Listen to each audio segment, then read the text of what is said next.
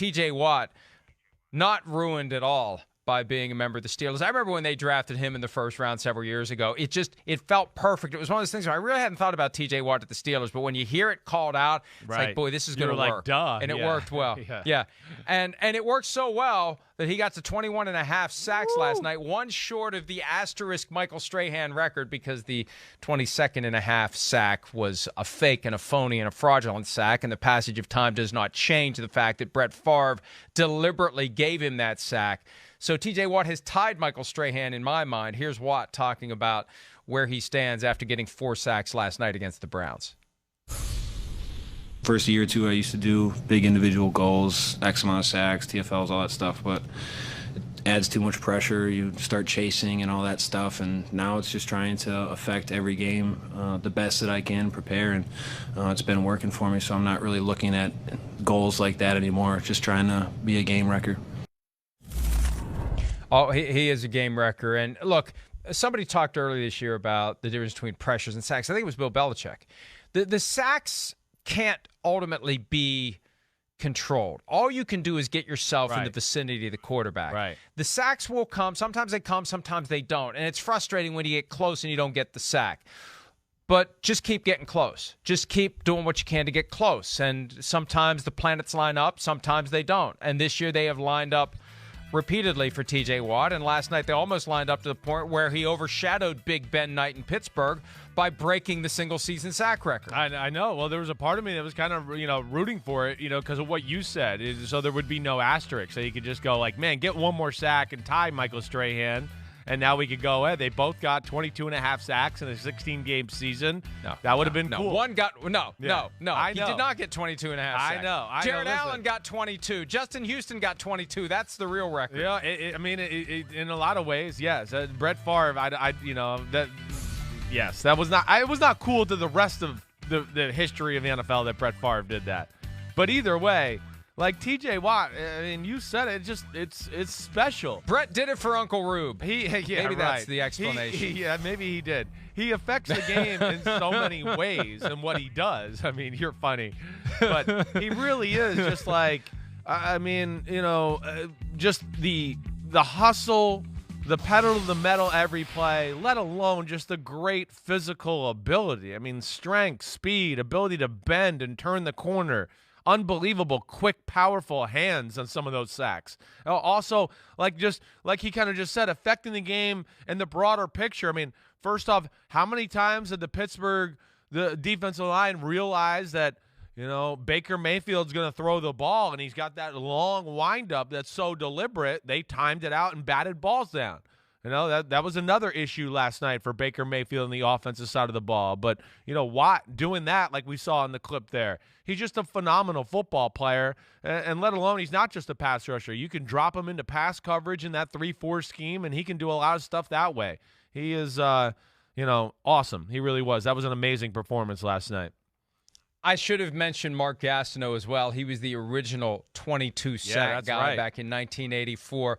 Jared Allen did it in 2011 for a 3-13 Vikings team. Justin Houston did it with the Chiefs in 2014. 22, in my mind, is the record shared by 3 guys. T.J. Watt can set – and, hey, 17 games, people are like, oh, well, there should be a difference now. No.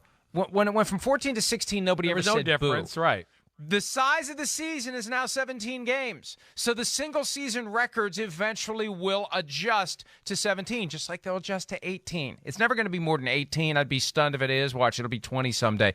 But whatever the size of the season is, that's how you determine the single-season record. That's it, period. So T.J. Watt gets one more game to get one more sack to tie the asterisk Michael Strahan 22.5 and 1.5 sacks gives him the single season record, and I hope he gets it. It's been 20 years now of seeing the fraudulent Michael Strahan record, and I'm sorry. Michael Strahan's gone on to do great things. Yeah, he's awesome. Great. It's not personal. But that record, it's fraudulent. He shouldn't have wanted that. Why do you want that? It was a gift from Brett Favre who called an audible to give Michael Strahan the extra sack. I'm sorry. I'm not a purist by any stretch of the imagination, but it's a fraudulent record. Well, yeah. Well, it disrespects the other guys. It just disrespected the guys who had the record, who had worked so hard. And, got it in a way that was within natural competition of the football game, not a, staged moment where it's like, oh, the pitcher knows this is a big, he's willing to be a part of the history here. He's going to throw the ball down the middle so the guy can break the home run record here. That was what that kind of was, and that's not football. That's cool in baseball. That's great, good.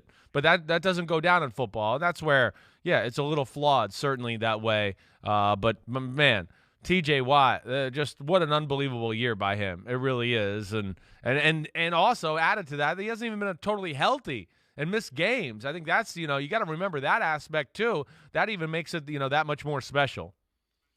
Yeah, he missed several games and fought back from a COVID diagnosis to come back. And I mean, not that you can really make yourself negative, but it was a week after he had COVID. Now, The thinking is the game at Cincinnati, he really was suffering from COVID symptoms, tested positive the next day, but was cleared for the following week and had a great game, phenomenal game against the Ravens. So the Defensive Player of the Year award, there's been debate about, should it be this guy, should it be that guy, should it be this? It's after last night, to have 4 sacks on Big Ben night in Pittsburgh. Look at how the odds have shifted. I know, it's minus crazy. 304, TJ Watt. I don't know, how does it end up so specific? I've never seen it that specific, but minus 304, that means you got to bet $304 to win 100. Michael Parsons is the next guy in line. Aaron Donald, you just name the award after him, but even this year you got to give TJ Watt the consideration. I was looking at the single season records. It's amazing what's in the Watt DNA. TJ Watt with 21.5 this year. JJ has 2 20.5 sack seasons in 2012 and 2014. He won Defensive Player of the Year both times, and it's time for TJ Watt to get his. Yeah, it's crazy.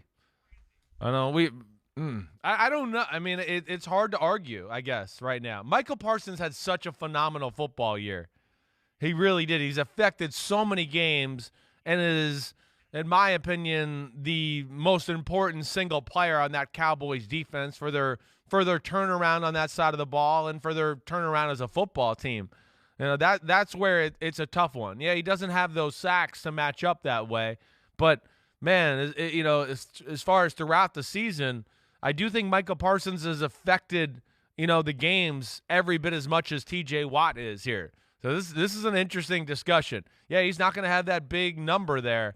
But, I mean, it's crazy in the fact where the last few weeks, T.J. Watt, what he's going to do and what he did last night is going to put him in the lead as Defensive Player of the Year. And Joe Burrow, what he did the last few weeks, all of a sudden is going to throw him into maybe the lead guy in the Comeback Player of the Year or the MVP conversation. Just kind of out of nowhere, both guys kind of just jumped onto the top of the leaderboard here. And that's what's amazing here. And I don't know if I really feel like T.J. Watt was the best Defensive Player of the Year this year. I understand he was right there. He's amazing. I'm not trying to take anything away with it.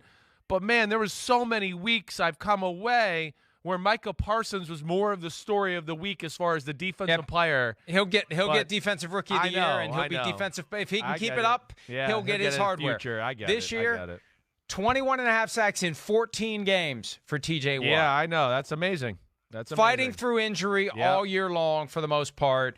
It would be a stunner right now if he doesn't get it. And then ultimately, the odds makers don't have one of the votes, and it's 50 humans who cast these ballots. But based on that number and that number is undeniable. And he still has one more game to go out and try to add to it.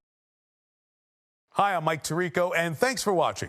Make sure to hit subscribe for the latest news and highlights from NBC Sports.